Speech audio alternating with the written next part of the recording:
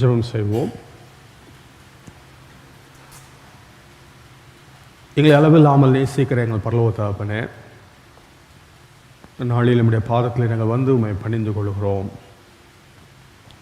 கர்த்தாவே, உம்முடைய கிருபைக்காக நாங்கள் நன்றி செலுத்துகிறோம் ராஜா. ஆண்டவரே, உம்முடைய வேதத்தை நாங்கள் தியானிக்கும் போது ஆண்டவரே, எங்களுடைய நிலையை நாங்கள் புரிந்து கொள்ள கர்த்தாவே உதவி செய்யுங்க. ஆண்டவரே, உம்முடைய வார்த்தையினாலே நீர் எங்களை வழி நடத்துங்க. நாங்கள் எப்படி ஜெபிக்க வேண்டும் என்று எங்களுக்கு கற்றுத்தாங்க. ஜெபத்தினுடைய அவசியத்தை புரிந்து கொள்ள எங்களுக்கு உதவி செய்யுங்க. துதி கன மகிமை எல்லாவற்றுமே ஏறெடுக்கிறோம். இயேசு கிறிஸ்துவின் நாமத்தில் ஜெபிக்கிறோம் நல்ல பிதாவே, ஆமென். கிறிஸ்துக்குள் பிரியமானவர்களே, நாம் ஜெபத்தை பற்றி தியானித்து வருகிறோம். இந்த நாளிலே நான் பகிர்ந்து கொள்ள போகிற காரியம், மனிதனுடைய நிலையை பற்றி வேத புத்தகம் சொல்லுகிற சில காரியங்களை நான் உங்களோடு கூட பகிர்ந்து கொள்ள விரும்புகிறேன். ஏன் இது முக்கியம் அப்படின்னா, ஒரு மனிதனுடைய நிலைமை எப்படி இருக்குது, கடவுள் அவருடைய இரக்கமும் அவருடைய வார்த்தையும் மனிதனுடைய வாழ்க்கையில் கிரியை செய்து மாற்றத்தை கொண்டு வந்தால் ஒழிய மாற்றத்திற்கு சாத்தியம் இல்லை.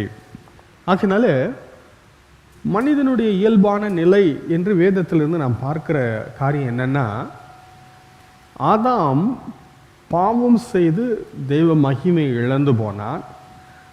அந்த பாவத்தினுடைய பாதிப்பு அவனுடைய வாழ்க்கையில் எப்படி இருக்குது, இந்த மனுஷனுடைய நிலை எதை பற்றி நம்ம பார்க்குறோம் அப்படின்னா, ஒருவன் இயேசுவை ஏற்றுக்கொள்வதற்கு முன்பு அல்லது ஒரு மனிதன் மறுபடியும் பிறவாத நிலையில் இருக்கிற மனிதர்கள், அவங்க கிறிஸ்தவங்களாக இருக்கலாம், அவங்க இந்துவாக இருக்கலாம், அவங்க எந்த மதத்தை சேர்ந்தவர்களாக இருக்கலாம், மறுபடியும் பிறக்காத ஒரு மனிதனுடைய நிலை எப்படிப்பட்டது அப்படின்றதை பற்றி வேத புத்தகம் சொல்லுகிற சில காரியங்களை நான் உங்களோடு கூட பகிர்ந்து கொள்ள விரும்புகிறேன்.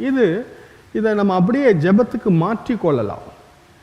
இந்த புரிந்து கொள்ளுதலை வைத்து நம்ம அப்படியே ஒரு மனிதருக்காக ஜெபிக்கலாம். நம்ம குடும்பத்தில் உள்ள அல்லது நம்முடைய நண்பர்கள், கர்த்தரை அறியாதவர்கள், ரட்சிக்கப்படாதவர்களுக்காக எப்படி ஜெபிக்கிறோம்னா, இதையே ஜெப குறிப்பாக நம்ம மாற்றி ஜெபிக்கலாம். முதல் காரியத்தில் நம்ம கவனிக்கிற விஷயம் என்னென்னா, மனிதனுடைய சித்தம் அடிமைப்பட்டு இருக்கிறது. நிறைய நேரத்தில் எல்லாரும் என்ன செய்வாங்க, என்ன சொல்லுவாங்க அப்படின்னா, என்ன வேணாலும் செய்ய என்னால் முடியும், நான் சரியானதை தெரிந்து கொள்ள என்னால் முடியும் அப்படின்லாம் நினைப்பாங்க. நான் மார்ட்டின் லூத்தர் அவர் எழுதின ஒரு புஸ்தகத்துக்கு பேர் பாண்டேஜ் ஆஃப் த வில். மனுஷன் விரும்புகிறதெல்லாம் செய்ய முடியும்னு நினைக்கிறான். ஆனால் உண்மை என்னன்னா, அவனால் பாவம் செய்வதற்கு தான் முடியுமே ஒழிய பரிசுத்தமாய் வாழ்வதற்கு அவனால் முடியாது. அதை பற்றி தான் இந்த வேத வசனம் சொல்லுது. தீத்து 3ஆம் அதிகாரம் 3ஆம் வசனத்தில், ஏனெனில் முற்காலத்தில் நாமும் புத்தியினரும் கீழ்ப்படியாதவர்களும் வழி தப்பி நடக்கிறவர்களும் பலவித இச்சைகளுக்கும் இன்பங்களுக்கும் அடிமைப்பட்டவர்களும் துர்க்கணத்தோடும் பொறாமையோடும் ஜீவனம் பண்ணுகிறவர்களும் பகைக்கப்படத்தக்கவர்களும் ஒருவரை ஒருவர் பகைக்கிறவர்களுமாய் இருந்தோம். எப்ப? முன்னே அப்படின்னா ஆண்டவரை ஏற்றுக்கொள்வதற்கு முன்னே. அப்ப நம்முடைய இச்சைகளுக்கும் இன்பங்களுக்கும் அடிமைப்பட்ட நிலையில் மனிதன் இருக்கிறான். கிறிஸ்துவை ஏற்றுக்கொள்ளாத, ரட்சிக்கப்படாத, மறுபடியும் பிறக்காத மனிதனுடைய நிலைமை இதுதான். அடுத்த வசனமும் இதே தான் வாசிக்கிறோம். யோவான் 8:34, பாவம் செய்கிறவன் எவனும் பாவத்துக்கு அடிமையாக இருக்கிறான் என்று மெய்யாகவே மெய்யாகவே உங்களுக்கு சொல்கிறேன். இயேசு கிறிஸ்து சொன்ன ஒரு காரியம் நமக்கு தெரியும்.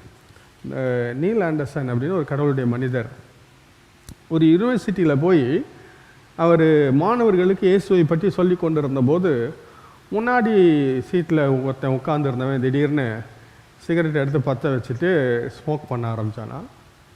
அது அந்த கல்லூரிகளில் அதெல்லாம் வழக்கமான ஒன்று தான். அப்போ கேள்வி கேட்குற நேரம் வந்த உடனே உடனே அந்த பையன் முன்னாடி இருக்கவன் எந்திரிச்சு நின்று அவன் சொன்னானா, அந்த சிகரெட்டை கையில் காமிச்சு, எனக்கு இதெல்லாம் செய்கிறதுக்கு ஃப்ரீடம் இருக்குது, அந்த ஃப்ரீடம் உனக்கு இல்லை அப்படின்னு சொன்னானா. அப்போ அவர் சொன்னாராம், தம்பி நீ தப்பாக புரிஞ்சுக்கிட்டு இருக்க, ஸ்மோக் பண்ணுறதுக்கு மட்டும்தான் உனக்கு ஃப்ரீடம் இருக்குது, விடுறதுக்கு உனக்கு ஃப்ரீடம் இல்லைன்னு சொன்னார். ஃப்ரீடம் இருந்தால் என்ன அர்த்தம்? விடவும் முடியும். நீ அடிமைப்பட்டு இருக்கிற, உனக்கு ஃப்ரீடம் இல்லைப்பா, நீ அடிமைப்பட்டு இருக்கிறன்னு சொன்னார்.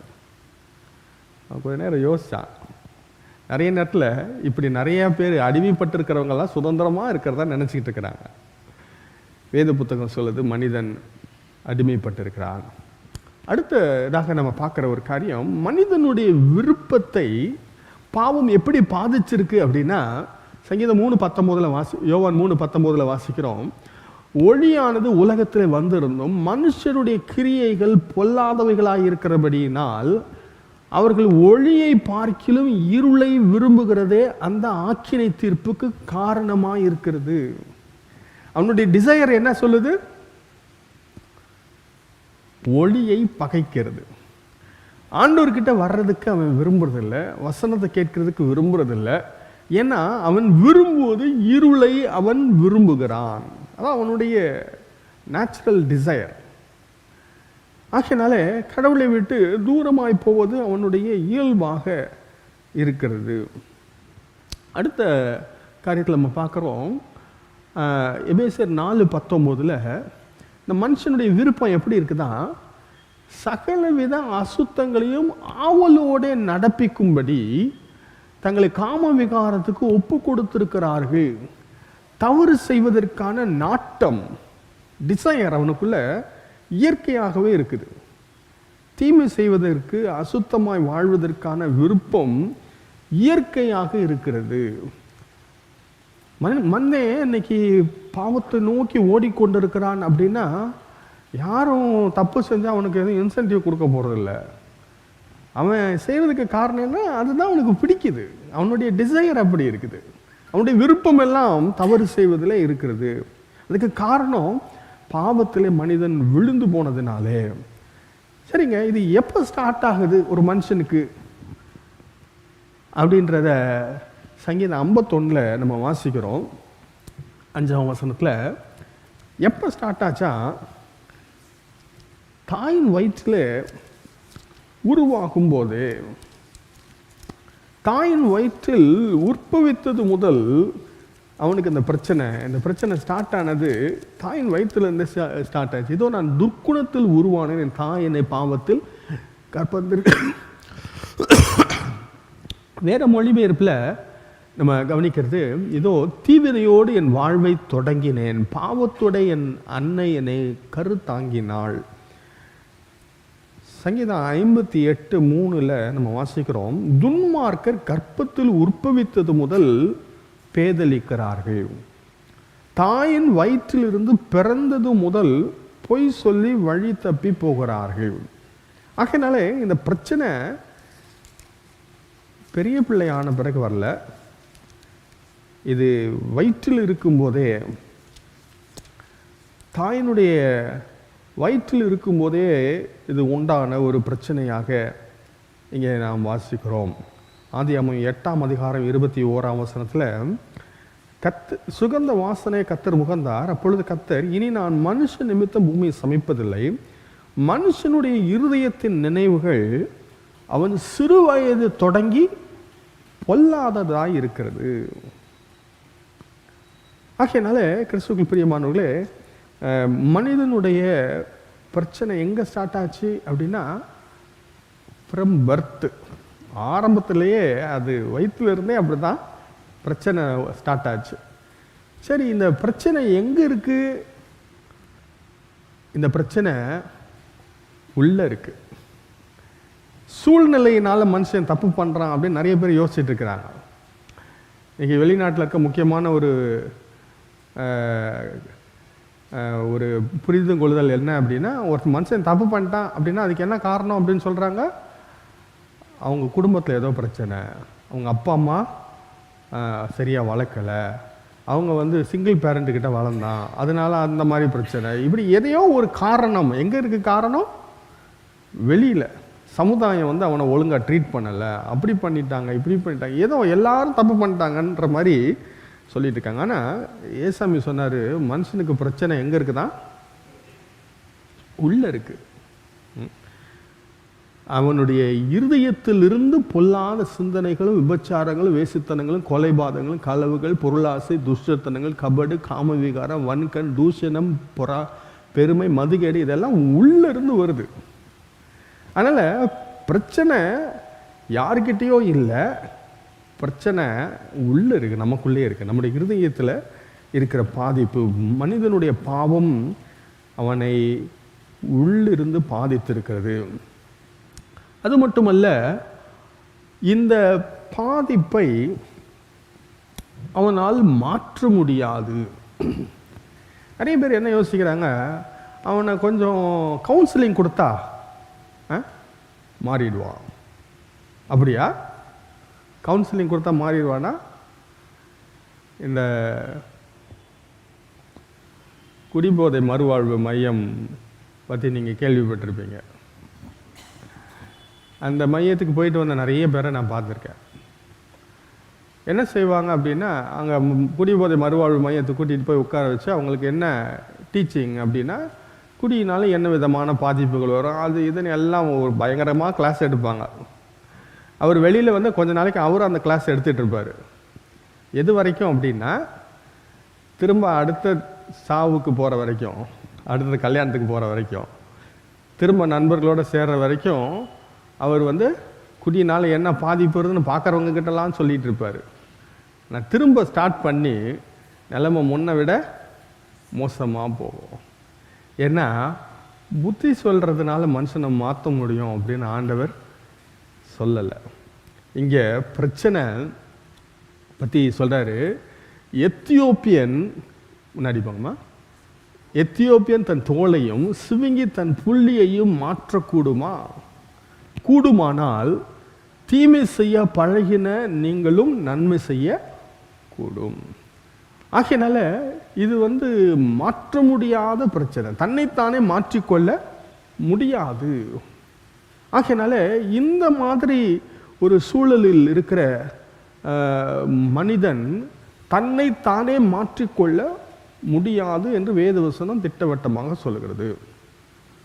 எத்தியோப்பியன் அப்படின்னா நமக்கு தெரியும், கருப்பு நிறத்தில் இருக்கிறவங்க. ஃபேர் அண்ட் லவ்லி அங்கே விற்கிறாங்களா?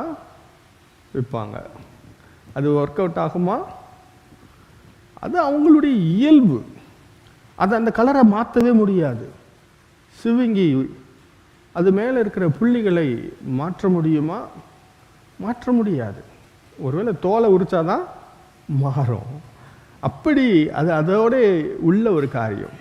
ஆகினாலே மனிதனுடைய பாதிப்பில் இருந்து அவன் விடுபடுவதற்கு அவன் தன்னைத்தானே மாற்றிக்கொள்ள முடியாது. ரெஃபர்மேஷனோ இல்லை எஜுகேஷனோ ஹெல்ப் பண்ணலை.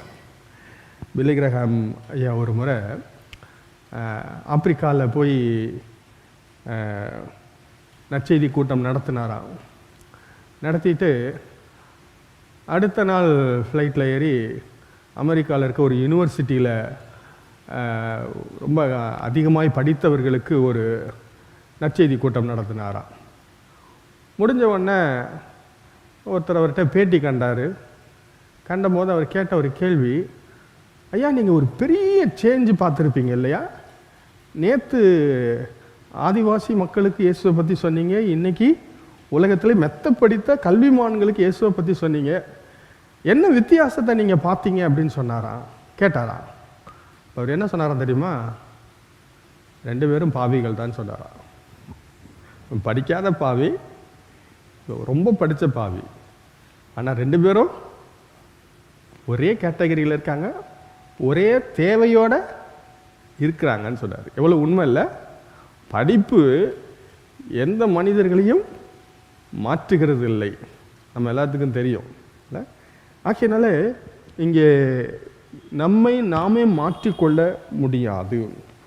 அடுத்தது நம்ம பார்க்குறோம், மனிதனுடைய பாதிப்பு அவனுடைய புத்தியில் அவர்கள் அந்தகாரப்பட்டு தங்கள் இருதய கடினத்தினால் தங்கள் இருக்கும் அறியாமையினாலே தேவனுடைய ஜீவனுக்கு அந்நியராக இருக்கிறார்கள். என்ன நடக்குது? இது ரொம்ப ஆழமான ஒரு வசனம். நிறைய காரியங்களை வாசிக்கிறோம். அவங்க மனதில் ஒரு அந்தகாரம் இருக்கிறது, இருதயம் கடினப்பட்டு இருக்கிறது. They cannot respond to God or his word. அதனால தான் அவர் என்ன சொல்றாரு? கல்லான இருதயம்னு எசேக்கியேல்ல சொல்லுவார். கல்லான இருதயம். வசனம் கேட்குறாங்க, கேட்ட உடனே அது ரெஸ்பாண்ட் பண்ண முடியுமா அப்படின்னா இல்லை, ரொம்ப கஷ்டம். ஏன்னா இருதயம் கடினப்பட்டு இருக்கு, கல்லான இருதயமாக இருக்கு. அது மட்டுமல்ல, தேவ அறியாமையினாலே தேவனுடைய ஜீவனுக்கு அந்நியராக இருக்கிறார்கள். ஆண்டவருடைய லைஃபுக்கு அவங்களுக்கும் சம்மந்தம் இல்லை. அவங்களுக்கு ஹியூமன் லைஃப் இருக்கு, ஆனால் ஸ்பிரிச்சுவல் லைஃப் அவங்களுக்கு ஸ்பிரிச்சுவல் லைஃப் இல்லை, ஹியூமன் லைஃப் மட்டும் இருக்குது. அதனால் அவங்களால என்ன செய்ய முடியும்? நல்லா பேச முடியும், திறமையாக செயல்பட முடியும், உலக பிரகாரமான எல்லா காரியத்தையும் செய்யப்பட முடியும். ஆனால் கடவுளுக்கு அடுத்த காரியங்களை எதையும் செய்ய முடியாது. கடவுளுடைய வாழ்க்கையை வாழ்வை பெற்றுக்கொள்ள இயலாதவர்களாக இருக்கிறாங்க. அது மட்டுமல்ல, அவங்களுடைய இந்த பிரச்சனை ஏதோ அறகுறைய அங்கே கொஞ்சம் இங்கே கொஞ்சம் இல்லை, டோட்டலே பிரச்சனை, மொத்தமான பிரச்சனை. என்ன பிரச்சனை? மொத்தமான பிரச்சனை. பவுல் சொல்றாரு என்னிடத்தில், அதாவது என் மாம்சத்தில் நன்மை வாசமாய் இருக்கிறதில்லை என்று நான் அறிந்திருக்கிறேன். என் மாம்சத்தில் நன்மை வாசமாய் இருக்கிறதில்லை என்று நான், அந்த ஆண்டவர் எதிர்பார்க்கிற அந்த குட்னஸ் அது எந்த மனுஷன்கிட்டையும் அவனுடைய இருதயத்திலேயோ அவனுடைய மாம்சத்திலோ இல்லை. அதனால தான் ஒருத்தன் ஏசாமி கிட்ட கேட்டான், நல்ல போதகரே, நித்திய ஜீவனை சுதந்திரித்துக் கொள்ள நான் என்ன செய்ய வேண்டும் அப்படின்னு கேட்ட உடனே ஏசாமி என்ன சொன்னார்? நல்லவன் ஒருவனும் இல்லைப்பா, ஏன் என்ன நல்ல போதகர்னு சொல்கிறேன்னு கேட்டார். அதுக்கு என்ன அர்த்தம் அப்படின்னா, if you accept that I am good, you must accept that I am God. இல்லை, என்னை நல்லவன் என்று நீ ஏற்றுக்கொண்டால் என்னை கடவுள் என்று ஏற்றுக்கொள்ளணும். நல்ல போதகர் அப்படி மனிதன் என்ற நிலையில மட்டும் நீ பார்க்க முடியாதுன்னு சொன்னார். ஆகையினாலே இந்த பாதிப்பு முழுமையான பாதிப்பு, இது அறகுறையான பாதிப்பு இல்லை. அடுத்தபடியாக நம்ம கவனிக்கிற கடைசி ஒரு விஷயம் என்னன்னா, இது மரித்து போன நிலையில் நாம் இருக்கிறோம். அப்படின்னா என்ன அர்த்தம்? அக்கிரமங்களிலும் பாவங்களிலும் மரித்தவர்களாக இருந்த உங்களை உயிர்ப்பித்தார். டோட்டல் டெட்னஸ், உணர்வு இல்லை, பார்க்க முடியாது, கேட்க முடியாது, செயல்பட முடியாது. இது எல்லாமே பாதிக்கப்பட்டிருக்கு. பாவத்தினாலே கடவுளுடைய காரியங்களை புரிந்து கொள்ள முடியாது, புத்தியில் அந்தகாரம் இருக்கு, பார்க்க முடியாது, பார்வையற்றவர்களாக இருக்கும், கேட்க முடியாது, இருதயம் அடைப்பட்டு இருக்குது, இருதயம் கடினப்பட்டு இருக்கு. மொத்த பிரச்சனை. ஏசாயா நம்ம எல்லாத்துக்கும் தெரியும், முதல் அதிகாரத்தில் சொல்லும்போது பிரச்சனை எங்கே இருந்திருக்கா? உச்சந்தலையிலிருந்து உள்ளங்கால் வரைக்கும் பிரச்சனை, மொத்த பிரச்சனை.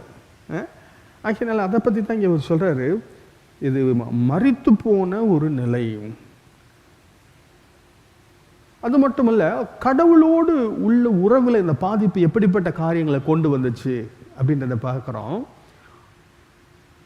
இவன் ஆண்டவரை பகைக்கிறான், ஒளியை பகைக்கிறான், ஒளியின் இடத்திற்கு வராது இருக்கிறான். ஆண்டவரையும் ஆண்டவருடைய காரியங்களையும் அவன் ஒருவேளை கேள்விப்படலாம், அறியலாம், ஆனால் அது அவனுக்கு வெறுப்பாக பகையாக இருக்கிறது. அடுத்த ஒரு காரியத்தை ரோமர் 8ஆம் அதிகாரத்தில் வாசிக்கிற 7ஆம் வசனத்தில், மாம்ச சிந்தை தேவனுக்கு விரோதமான பகை, அது தேவனுடைய நியாயப்பிரமாணத்திற்கு கீழ்ப்படியாமலும் கீழ்ப்படியக்கூடாமலும் இருக்கிறது. மாம்சத்துக்குட்பட்டவர்கள் தேவனுக்கு பிரியமாய் இருக்க மாட்டார்கள். அவங்களால அவங்களுடைய பிரச்சனை என்னன்னா, they cannot please God.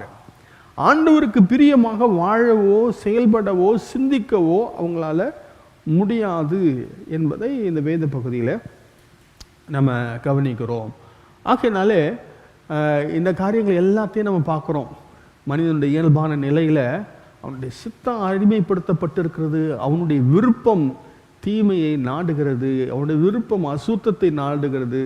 அவனுடைய பாதிப்பு பிறப்பிலிருந்து ஆரம்பிக்குது. இது உள்ளான பாதிப்பு, அவனால் மாற்ற முடியாத பாதிப்பு. மனதில் ஆவியில் ஏற்பட்டிருக்கிற பாதிப்பு முழுமையான பாதிப்பு. நம்பிக்கை இல்லாத மரித்து போன நிலையில் அவனுடைய வாழ்க்கை இருக்கிறது. கடவுளோடு உள்ள உறவில் அவன் கடவுளுக்கு விரோதமாக இருக்கிறான், கடவுளை பிரியப்படுத்த இயலாத நிலையில் இருக்கிறான். இப்படிப்பட்ட நிலையில் இருக்கிற மனுஷனுக்கு நம்ம ஜெபிக்கிறோம். இப்படிப்பட்ட நிலையில் இருக்கிற மனிதனுக்காக நம்ம ஜெபிக்கிறோம். அவங்களுடைய வாழ்க்கையில் மாற்றத்துக்காக ஜெபிக்கிறோம். அப்போ அந்த மாற்றம் எங்கேயுமே உள்ளிருந்து வர்றதுக்கு வாய்ப்பு இல்லை. இது மேலே இருந்து தான் வரணும், இது கர்த்தர்கிட்ட இருந்து தான் வரணும். ஆகையினால அந்த மாற்றம் ஆண்டவர் கொடுக்கிற நன்மை. யோவான் 3:27 யோவான் சொல்கிறாரு, பரலோகத்திலிருந்து ஒருவனுக்கு கொடுக்கப்பட்டால் ஒழிய அவன் ஒன்றையும் பெற்றுக்கொள்ள மாட்டான். நம்ம எல்லாருக்கும் நல்லா தெரியும், நன்மையான எந்த ஈவும் பூரணமான எந்த வரமும் பரத்திலிருந்து உண்டாகி ஜோதிகளின் பிதாவின் இடத்திலிருந்து இறங்கி வருகிறது. ஆகினால எந்த மாற்றமோ எந்த ஆசீர்வாதமோ நம்முடைய வாழ்க்கையில் வர வேண்டுமானால் அது உள்ளிருந்து வர்றதில்லை, அது ஆண்டவர்கிட்ட இருந்து தான் வருது. அதனால நம்ம பக்தி, நம்ம பிரயாசம், நம்ம எஃபர்ட் எல்லாம் போட்டு ஒன்றும் பண்ண முடியாது.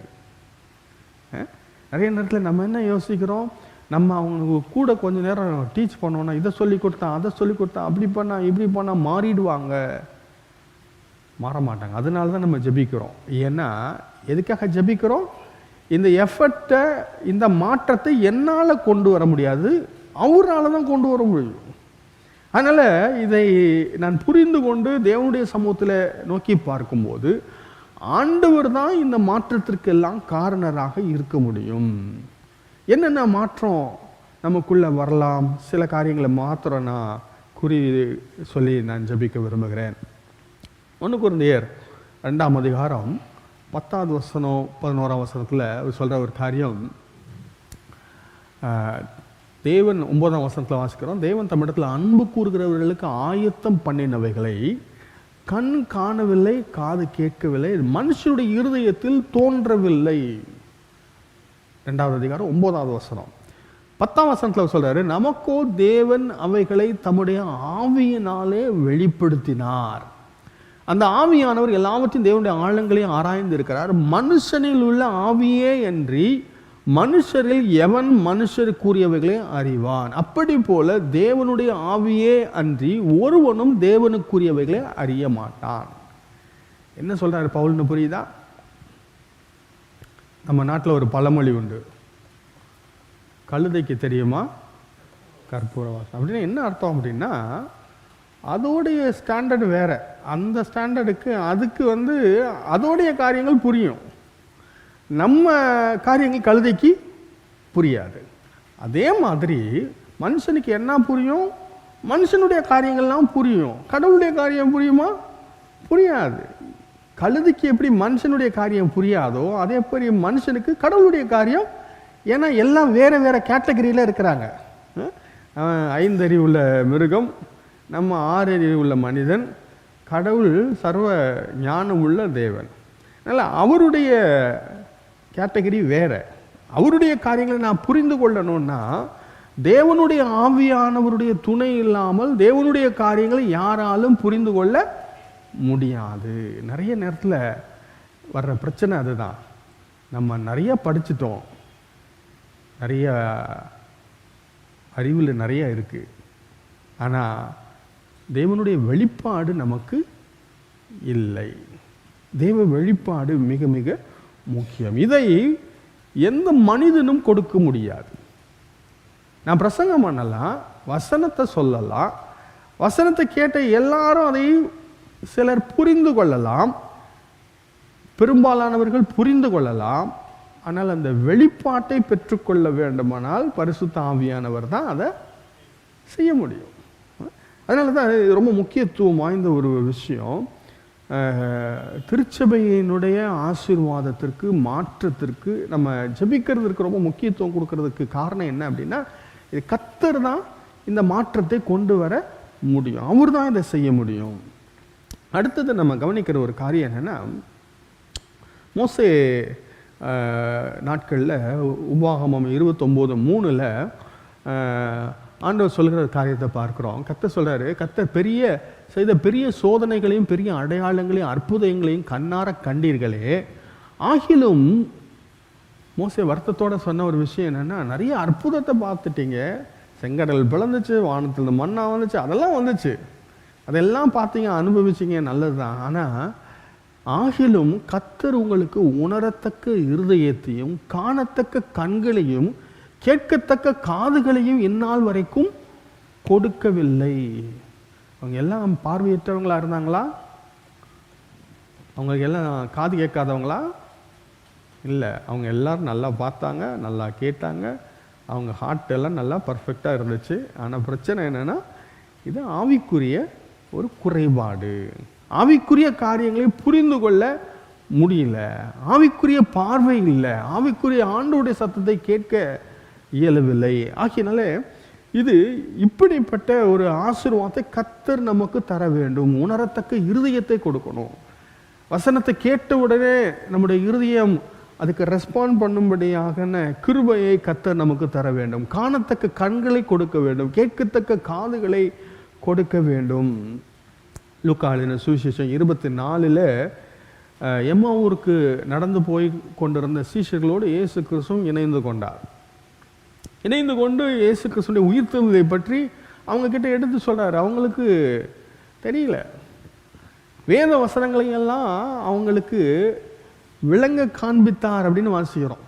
அப்பொழுது வேத வாக்கியங்களை அறிந்து கொள்ளும்படி அவர்களுடைய மனதை அவர் திறந்து, நல்லா கவனிங்க, நம்மளால் என்ன செய்ய முடியும்? கதவை தான் திறக்க முடியும், மனசை ஆண்டவரால் தான் திறக்க முடியும். ஆகையினாலே இந்த வேத பகுதியில் நம்ம வாசிக்கிறோம், அவங்க படிச்சிருக்கிறாங்க பைபிள். சீஷர்களுக்கு தெரியுமா பைபிள்? தெரியும், அவங்க படிச்சிருக்கிறாங்க. சின்ன வயசுலேருந்து சண்டே ஸ்கூல் போயிருக்கிறாங்க, ஜெப ஆலயத்தில் வாரம் வசனத்தை கேட்டிருக்கிறாங்க. ஆனால் அவங்க வசனத்தை கேட்டிருக்காங்க, அறிந்திருந்தாங்க, அதை அறிந்து கொள்வதற்கு அவங்க மனது திறக்கப்படவில்லை. இப்போ ஏசாமி என்ன செய்கிறாரு? அந்த காரியத்தை, லீதியாளுடைய இருதயத்தை ஆண்டவர் திறந்தார். இதெல்லாம் வாசிக்கிறோம். இதெல்லாம் கர்த்தர் மட்டும்தான் செய்ய முடியும். இது ஏதோ டிகிரினால வர்ற ஒரு விஷயம் கிடையாது. இது ஏதோ ஒரு பாஸ்டர்னாலேயோ ஒரு கடவுளுடைய மனிதனாலே வர்றது இல்லை. இது பரிசுத்த ஆவியானவர் நம்முடைய வாழ்க்கையில செய்ய வேண்டிய முக்கியமான காரியங்கள். கர்த்தருடைய மனதை திறக்க வேண்டும்.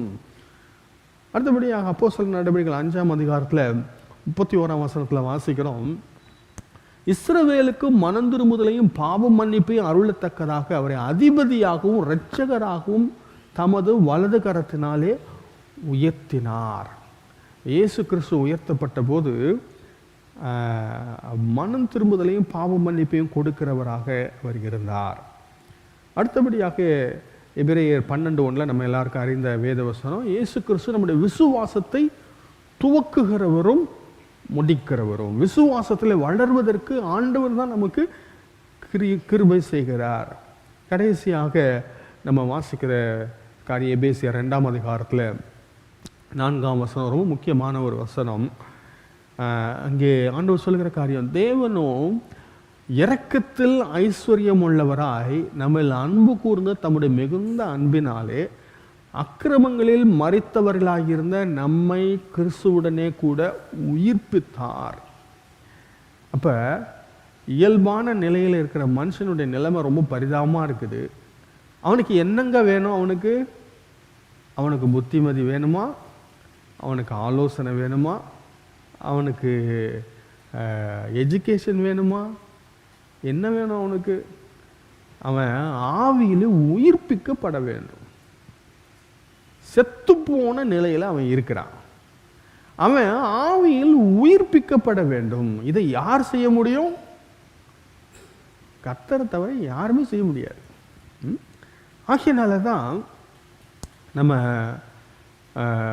மக்களுக்காக, திருச்சபைக்காக, ஆத்துமாக்களுக்காக ஜெபிக்க வேண்டி இருக்கிறது. ஏன்னா இது கர்த்தர் தான் செய்ய முடியும். இது எந்த மனிதனும் செய்ய முடியாத ஒரு விஷயம். ஆண்டவருடைய கிருபையினாலே பரிசுத்த ஆவியானவர் தம்முடைய வல்லமையினாலே மாத்திரமே செய்யக்கூடிய ஒரு காரியம். காலங்காலமாக ஆலயத்துக்கு வந்திருக்கலாம், வசனத்தை கேட்டிருக்கலாம்.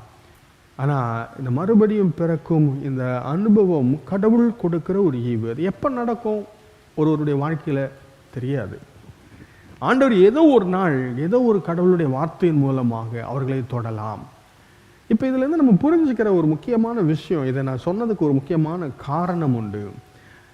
எப்படி ஒரு மனிதருக்காக ஜெபிக்க வேண்டும், திருச்சபைக்கு ஜெபம் எவ்வளவு தேவை, எவ்வளவு தேவை. இப்படிப்பட்ட நிலையில் இருக்கிற மனிதனுடைய வாழ்க்கையில் ஒரு தலைகீழ் மாற்றத்தை கொண்டு வர கர்த்தர் மட்டும்தான் முடியும், அவரால் மட்டும்தான் முடியும், அவருடைய ஆவியானவரால் மட்டும்தான் முடியும். ஏன்னா இது ஏதோ ஒரு சின்ன அசைவு கொடுக்குற ஒரு விஷயம் அல்ல, மரித்து போன நிலையில் இருக்கணும் உயிரோடு எழுப்புகிற ஒரு விஷயம். ஆகையினால இந்த காரியத்தை கர்த்தர் தான் நடப்பிக்க வேண்டும். ஆகையினாலே நாம் ஆண்டவரையே நோக்கி இருக்க வேண்டும். ஒருவேளை இன்னொரு காரியம் நம்ம கவனிக்கிறதில்ல, என்னன்னா ஆண்டவர் அந்த கிருபையை எனக்கு கொடுத்துக்கிறார், நான் ரட்சிக்கப்பட்டிருக்கிறேன், நான் மறுபடியும் பிறந்திருக்கிறேன் அப்படின்னா நல்லா கவனிங்க, பெருமை பாராட்டுறதுக்கு ஒன்றுமே இல்லை அதில். ஏன்னா மனம் திரும்புதலை யார் கொடுத்தா, விசுவாசத்தை யார் துவக்கினா, மரித்து போன நிலையில் இருந்த மனுஷன் உயிரோட வர்றதுக்கு அவன் என்ன பண்ணா, ஒன்றுமே பண்ணல, ஒன்றும் பண்ண முடியாது. Hopeless condition. ஆண்டவர் தான் முழுக்க முழுக்க காரணர். அப்படி இருக்கும்போது என்னுடைய ரட்சிப்பை பற்றியோ என்னுடைய ஆவிக்குரிய நிலையை குறித்தோ நான் பெருமை பாராட்டுறதுக்கு ஏதாவது இருக்கா? ஒன்றுமே இல்லை. நம்ம தெளிவாக புரிந்து கொள்ள வேண்டும். ஆவிக்குரிய வாழ்விலே நம்ம வளருவதற்கு நமக்கு மிக முக்கியமான ஒரு தேவை தாழ்மை. தேவனுடைய அனுகிரகத்தை நாம் புரிந்து கொள்ளும்போது நாம் தாழ்மை உள்ளவர்களாக இருப்போம். மற்ற தேவையோடு உள்ள அல்லது ஆண்டவருடைய தொடுதல் தேவையுள்ள மக்களை நாம் அற்பமாக எண்ண மாட்டோம். உங்களுக்காக நம்ம பரிதாபம் படுவோம், உங்களுக்காக நம்ம பாரப்படுவோம், ஜெபிப்போம். கர்த்தர் நம்முடைய வாழ்க்கையில் செய்த அதே காரியத்தை அவர்களுடைய வாழ்க்கையிலையும் நடப்பிக்க வேண்டும் என்று வாஞ்சிப்போம். கர்த்தர் அந்த காரியத்தை நம்ம ஒவ்வொருவருடைய வாழ்க்கையில், நம்ம திருச்சபையில் இருக்க ஒவ்வொருவருக்கும் ஈவாய் அருள நம்ம ஆண்டவரை நோக்கி பார்க்கலாம். ஜெபம் செய்வோம். பரிசுத்தமும் கிருபையும் அன்புமுள்ள எங்கள் பரலோக தகப்பனே, பாவத்தினுடைய பாதிப்பினாலே பாதிக்கப்பட்டிருக்கிற மனுஷன் அவனுடைய நிலை எவ்வளவு பரிதாபமானது என்பதை நாங்கள் அறிந்திருக்கிறோம் ராஜா. அவன் கோபாக்கியனுக்கு உரியவனாக இருக்கிறான் என்பதை நாங்கள் அறிந்திருக்கிறோம். கர்த்தாவே, நீர் கிருபையாய் இறங்கி மனிதனுடைய வாழ்க்கையில கிரியை செய்து அவனுடைய ஆவிக்குரிய மனக்கண்களை திறந்து அவனை உயிர்ப்பித்து கர்த்தாவே உமக்கு உகந்தவனாய் நீர் மாற்றுகிறதற்காக ஸ்தோத்திரம் ஐயா. ஆண்டவரே, நீ செய்த அற்புதமான செயல் ஆண்டவரே, இதை குறித்து நாங்கள் பெருமை பாராட்டுவதற்கு எங்கள் இடத்துல ஒன்றும் இல்லை ஆண்டவரே. பரத்திலிருந்து ஒருவனுக்கு ஒன்று கொடுக்கப்பட்டால் ஒழிய அவன் ஒன்றையும் பெற்றுக்கொள்ள முடியாது. அந்த அற்புதமான உண்மையை நாங்கள் அறிந்தவர்களாய், புரிந்தவர்களாய், உணர்ந்தவர்களாய், தாழ்மையோடு கர்த்தாவே செயல்பட உதவி செய்யுங்க. அநேக நேரத்தில் எங்களுடைய சாதுரியத்தினாலே, எங்களுடைய திறமையினாலே, எங்களுடைய வார்த்தை ஜாலத்தினாலே ஆண்டவரே மற்றவர்களை மாற்றிவிடுவோம் என்று எண்ணுகிற எங்களுடைய பெருமையை நீர் உடைக்கும்படியாக நாங்கள் ஜெபிக்கிறோம் ராஜா. கர்த்தாவே, எங்களுடைய வார்த்தைகளோ, எங்களுடைய திறமைகளோ, எங்களுடைய புத்திசாலித்தனமோ, எங்களுடைய ஆலோசனையோ யாருக்கும் எந்த உதவியும் செய்ய முடியாது என்பதை நாங்கள் திட்டவட்டமாய் புரிந்து கொள்ள எங்களுக்கு உதவி செய்யுங்க. கர்த்தாவே, உம்முடைய பரிசுத்த ஆவியானவர் ஆண்டவரே மரித்து போன நிலையில் இருக்கிற மனிதனுடைய ஆவியை உயிர்ப்பித்து ஆண்டவரே உம்முடைய சத்தத்தை கேட்கக்கூடியவனாக, உம்முடைய பாதையில் நடக்கக்கூடியவனாக அவனை மாற்றும்படியாய் நாங்கள் ஜெபிக்கிறோம் ஐயா.